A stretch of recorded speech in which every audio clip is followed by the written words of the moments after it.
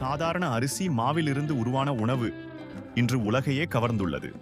தென்னிந்தியர்களின் பெருமை உலக உணவு கலாச்சாரத்தின் ஒரு முக்கிய அங்கம். அதுதான் தோசை. ஆனால் உலகின் தோசை தலைநகரம் எந்த நகரம் தெரியுமா?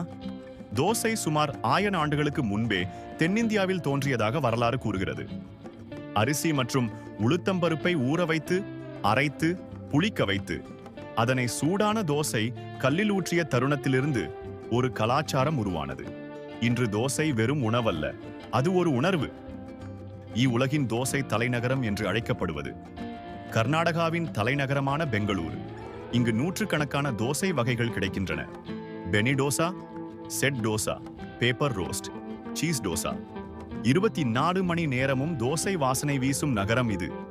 ஹைதராபாத்தில் கார தோசை மிகவும் பிரபலமானது. சென்னையில் கல் தோசை, நெய் ரோஸ்ட் மற்றும் பாரம்பரிய மசால் தோசை ரசிகர்களை கவர்கிறது. ஒவ்வொரு நகரமும் தோசைக்கு தனி அடையாளம் கொடுத்துள்ளது. தோசை பற்றி பேசும்போது கோவையை மறக்க முடியாது. தமிழ்நாட்டின் முக்கிய உணவு நகரங்களில் ஒன்றான கோவையில் தோசைக்கு தனி ரசிகர்கள் உள்ளனர். குறிப்பாக அன்னபூர்ணா உணவகத்தின் மசால் தோசை, பேப்பர் ரோஸ்ட் மற்றும் பேமிலி ரோஸ்ட் மிகவும் புகழ்பெற்றவை. நெய் வாசனையுடன் வரும் அந்த மொறு சுவை ஒருமுறை சாப்பிட்டால் மறக்க முடியாது. இன்று அமெரிக்கா முதல் சிங்கப்பூர் வரை உலகம் முழுவதும் தோசை பிரபலமாகியுள்ளது. பல வெளிநாட்டவர்கள் கூட தோசையை இந்தியாவின் மிகச் சிறந்த காலை உணவாக கருதுகின்றனர். ஒரு சாதாரண உணவாக தொடங்கிய தோசை இன்னைக்கு உலகின் இதயத்தை வென்றுள்ளது.